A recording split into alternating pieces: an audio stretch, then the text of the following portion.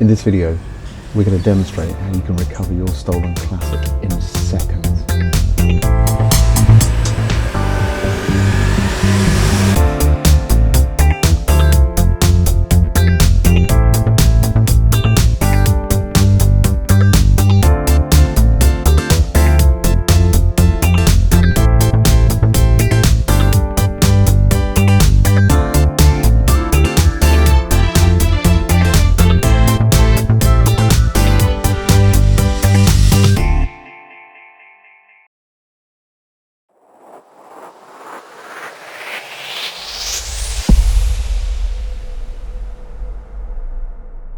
Hey, good morning. This is Nick from Classic Tracker. We're here with James. Going to talk about his Scirocco. Hi, James. Hi there. How you doing? Very well, thank you. So, what we're going to do, really, I'd like to talk to you about your car, mostly, and then we're going to run through an installation of Classic Tracker with James. So, how long have you had the car for? This one is 5 years. This is number 7. I've ever since I think 1996, 97. So 7 of these, 2 Mach 1 Golf GTIs, but you always kind of go back to what you know and love. Great, it's an obsessive. That's what we love. Excellent, good stuff. Yeah. And what have you done so far in your tenure? Well, with this one, so it's recommed, so new interior. So that's not the original one. So we ripped it out of another one, out of a Storm, another model. The boot's been redone, although that's not in at the moment. It's lowered. It's on coilovers.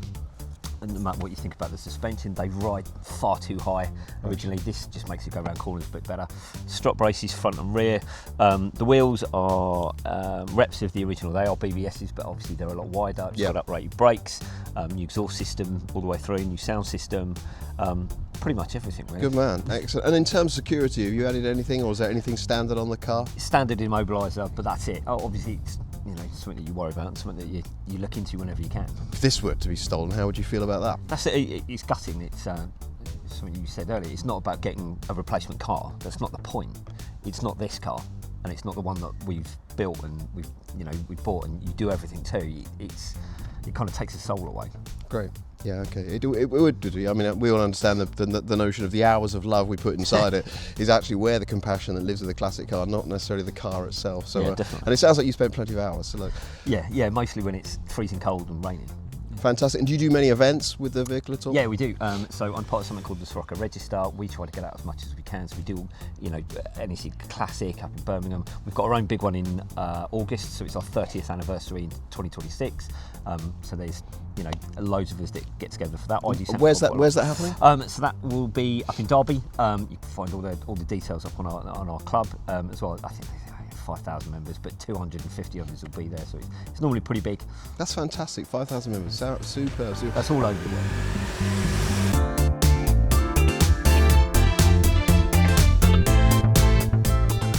Okay, so what do we get in a box? Classic Tracker. So apart from an installation guide, which we've organised here, you've got the tracker itself, which is a small self-installed tracker. The point and purpose of it is got all internal antennas. So there's many trackers that you buy need both GPS antenna and even kind of 4G antenna as well. So this one doesn't fit. A nice small package thing. It's on a plugged connector as well, which is handy. This is the wiring loop that goes through it. So it just simply plugs in, like so. Nice and easy, ideal for installation, because it makes things life a lot easier. And also, should you want to upgrade, we've recently been through an upgrade program. In actual fact, where we're offering 2G up to 4G upgrade, and all it was swapping out the tracker on the plug, which is kind of handy. 4 wires, which we're going to talk about in more detail later on, but it's nice and simple. Permanent supply is red, ground is black. Yellow is switched ignition, because we need to know when your car's moving under its own steam. And this one is a control line which controls this automotive grade relay which comes with the unit, and this is used for the engine kill. Some more modern vehicles in actual fact don't even need to use that relay, because the ECU may well have a spare line that says if we pull that spare line down it'll kill the engine, so we just connect this cable straight to the ECU. Probably not an option on this car, but worth noting anyway.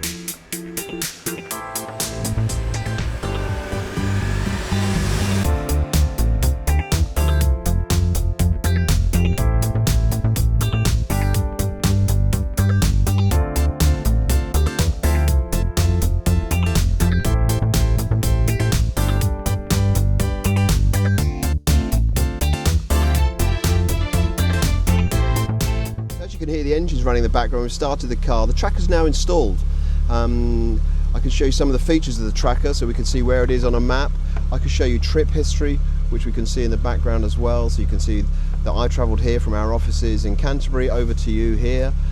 We can see events that have happened in recent history, so power cut whilst we've been tinkering with the tracker, just to confirm all that.